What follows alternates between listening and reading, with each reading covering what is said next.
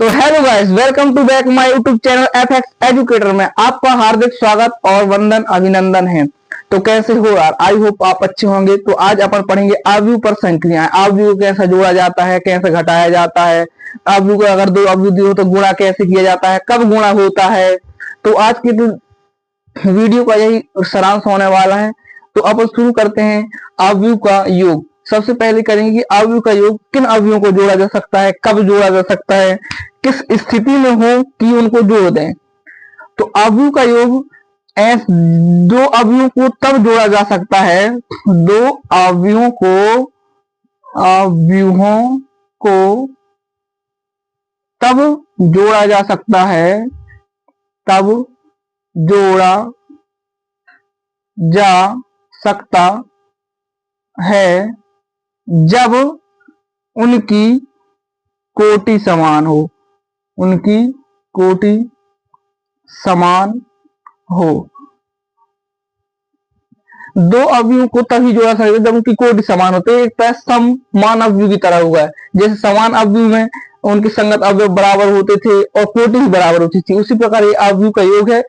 दो अवयवों को तभी जोड़ा जा सकता है जब उनके कोटि बराबर हो। जैसे मैं लूं उदाहरण,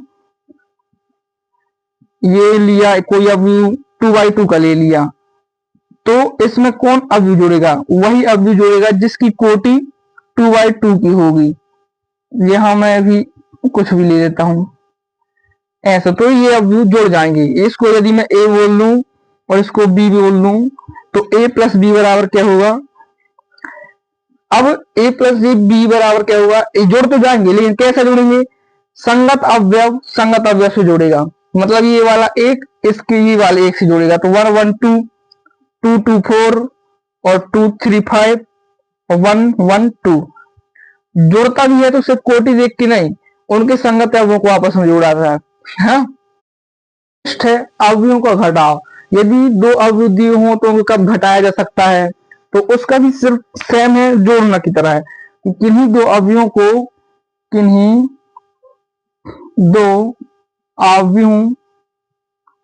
को तभी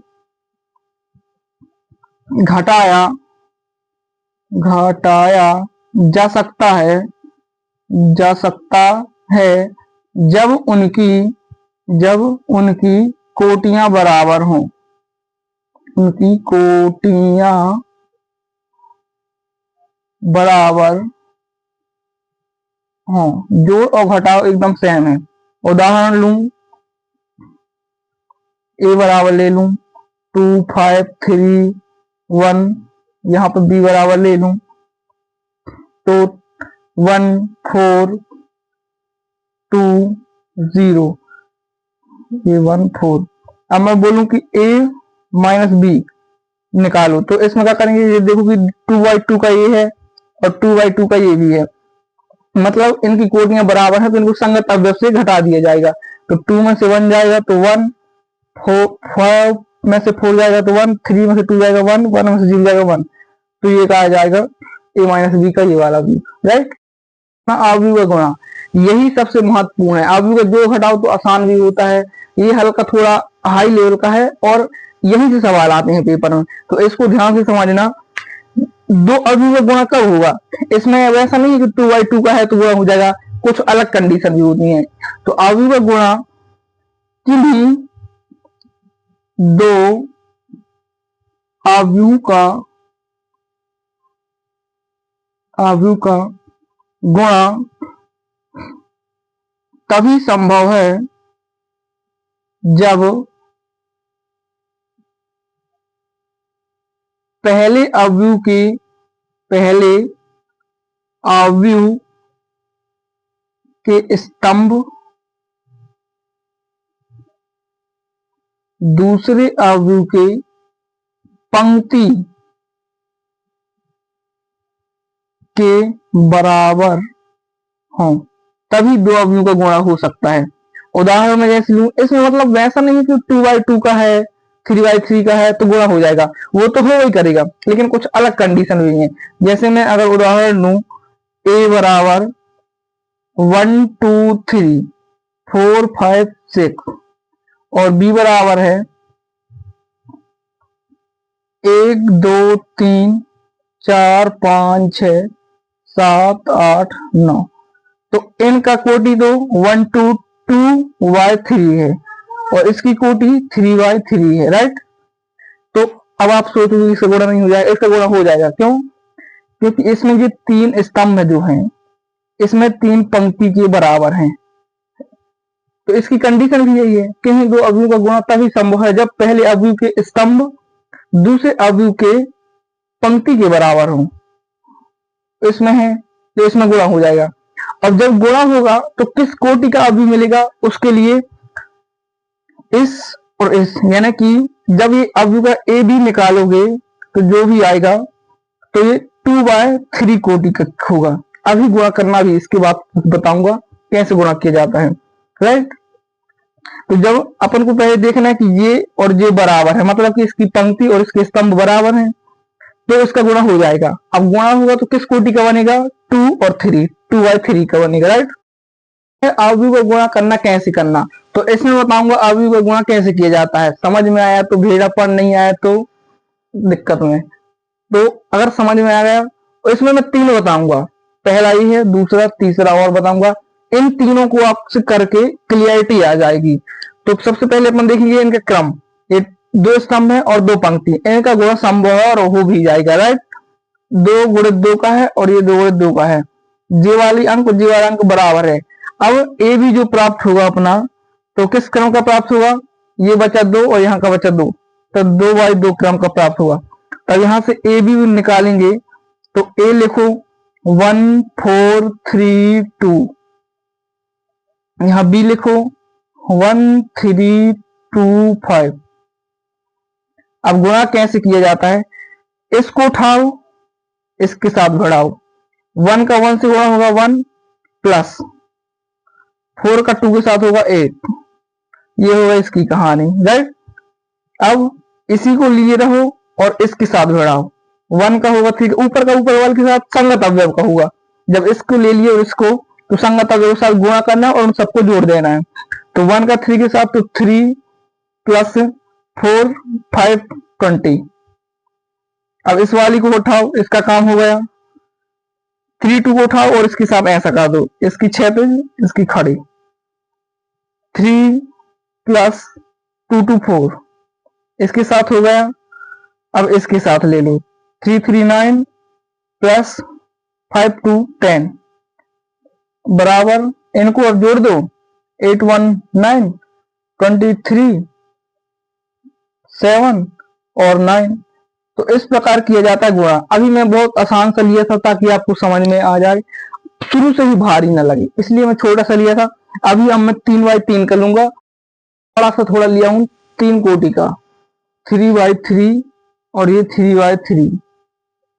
तो अब थोड़ा मैं तेजी से करूंगा क्योंकि वो ऐसे ही है, इसको लूंगा, इसको इसको इसको, तो जल्दी जल्दी करूंगा, हाँ। और देखते जाना, गौर से देखना, ध्यान से देखना और वीडियो में लास्ट तक बने रहना, कुछ खास बताने वाला हूँ लास्ट में। तो देखो, ये 1 का 1 से होगा 2 प्लस 2 का 3 से होगा 6 प्लस 4। अब ये 1 का 1 से होगा 1 प्लस 2 का 2 से होगा तो 4 प्लस 4 चौके 16। इसका इससे होगा, इस वाले लाइन का इससे होगा तो 3 प्लस 2 प्लस 20, राइट। थोड़ा बड़ा बना दो इसका। अब ये वाली दूसरी पंक्ति लेंगे और इसका पहला स्तंभ, 3 दूनी 6 प्लस 4 ती 12 प्लस 1। ये दूसरा 3 प्लस 4 दूनी 8 प्लस 4 एकम 4, 3 तिरका 9 प्लस 4 एकम 4 प्लस 5। इस वाली को लेंगे, इससे करेंगे, देखते जाना क्लियर से हैं। 5 दूनी 10 प्लस 3 दूनी 6 प्लस 3 एकम 3, 5 एकम 5 प्लस 2 दूनी 4 प्लस 3 चौके 12, 5 ती 15 प्लस 2 एकम 2 प्लस 3 पचे 15। अब इनको जोड़ दो, 6 10 12, 12 16 4 20 21, 20 25 और फिर यहाँ 12 6 18 19, 10 16 19, 8 4 12 13 14 15, 12 4 16, 16 5 21, 15 15 30, 2 32, 9 5 14 4 18। तो ये अपना ए बी प्राप्त हो गया, राइट। तो इतना आसान है, ज्यादा कुछ खास है नहीं। बाकी अच्छा तो होता है कि 2 नंबर का क्वेश्चन आता है थोड़ा होश उड़ा देने वाला। अब आप लोग कहेंगे इसमें कैसे होगा, ध्यान से देखो। क्या बताया था, जिसकी पहले अवयव की पंक्ति नहीं, पहले की स्तंभ और दूसरे की पंक्ति बराबर हो। तो इसमें देखो 1 2 2 स्तंभ है और इसकी 2 पंक्ति बराबर, राइट। तो इसका पहले कोटि लिखेंगे 1 2 3, 3/2 और इसका लिखेंगे 2/3। जे और जी बराबर है, मतलब इनका गुणा तो हो जाएगा, लेकिन अब गुणा हुआ तो किस कोटि का अवयव अपन को प्राप्त होगा। तो अपन प्राप्त अवयव जो होगा तो 3/3 का होगा। इससे है पता, एक क्लियरिटी हो जाती है कि जो अपना अवयव बनेगा किस प्रकार का बनेगा। तो 3/3 का बनेगा। तो इस गुणा करते हैं, ए बी बराबर डायरेक्ट 1 2 2 2 2 प्लस 2, 1 का 3 के साथ 3 प्लस 2 का 2 के साथ 4, 1 का 2 के साथ 2, इसका 8। दूसरी वाली का पहले वाले से 3 दूनी 6 प्लस 4, इसका 3 का 9 प्लस 4 दूनी 8, 3 दूनी 6, 4 चौके 16। देखते जाना भाई कहीं गलती ना हो जाए। 5 दूनी 10 प्लस 2, 5 दी 15 प्लस 4, 5 दूनी 10 प्लस 8। अब इनको सिंपल जोड़ दो और यही अपना प्राप्त हो जाएगा। 2 2 4, 6 4 10, 10 2 12, 4 3 7, 8 2 16 17, 15 4 19, 10 8 18, 16 6 22 और 8 2 10। तो ये अपन 3/3 का प्राप्त हुआ। इससे ना अपन को ये क्लियरिटी हो जाती है कि अपना आंसर आएगा तो कैसा आएगा। अपन को पता है कि 3/3 का आएगा, लेकिन अपन यहाँ 3/3 का नहीं आ रहा, तो अपन को पता आराम से चल जाएगा कि अपन ने कुछ गलत कर दिया है। तो लेकिन यहाँ 3/3 का आया मतलब सही है। ये है कुछ अवयव के योग के लिए अवयव का संक्रिया, मतलब सहचर नियम। ये बहुत सिंपल है, इनको याद रखने ना रखने से आपके जीवन में कोई फर्क नहीं पड़ेगा, ना ही सवाल करने में दिक्कत होगी। ए बी प्लस सी, इन दोनों को जोड़ को इसमें जोड़ो या फिर इन दोनों को जोड़ को इसमें जोड़ो, बात एक ही है। क्रम विनिमय नियम, ए प्लस बी करो या फिर बी प्लस ए करो, बात एक ही है। योग के तस्मक का सूत्र, ए में 0 जोड़ो या 0 में ए जोड़ो, बात एक ही है। योग के प्रतिलोम का सूत्र, मतलब कोई अवयव है और उसका एक माइनस में है तो इन दोनों को जोड़ेंगे तो 0 आएगा। तो मतलब 0 आया मतलब माइनस ए का अस्तित्व है, ए का जो माइनस ए है उसका अस्तित्व है। अवयव के गुणों के लिए, यानी अवयव का गुणा करने के लिए कौन कौन से नियम है, किसमें ये फिट होगा किसमें नहीं होगा। तो अवयव के गुणन की अक्रम विनिमयता, मतलब कि किसी अपन कोई अवयव ए दिया है बी दिया है तो ए बी का गुणा करें तो कुछ आया और फिर बी ए का करें तो वही आए, जरूरी नहीं है। मतलब ए बी बराबर बी ए हो जाए आवश्यक नहीं है। ए बी बराबर बी ए तभी होगा जब A B is equal to I और B is equal to I. तो ए बी बराबर बी ए हो जाएगा, इस कंडीशन में परफेक्ट हो जाएगा। लेकिन हर जगह ए बी बराबर बी हो यह जरूरी नहीं है। तो इसका सिर्फ यही मतलब है कि हर ए बी बराबर बी ए नहीं होता। सहचर नियम, मतलब ए बी का गुणा करके सी में करो चाहे बी सी का गुणा करके ए में करो। वितरण नियम, ए ये तो बहुत आसान है, बी प्लस सी जोड़ के गुणा करो या फिर अलग अलग कर दो।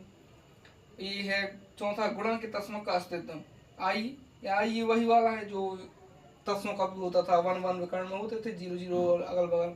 तो आई इसमें ए का गुणा कर दो या ए में आई का गुणा कर दो और या फिर ए को ले लो, ये सब बराबर होते हैं क्योंकि किसी अवयव का ना आई से गुणा करने में अवयव में कोई फर्क नहीं पड़ता। तो ये अपना हुआ समाप्त और आई होप आपको समझ में आया होगा।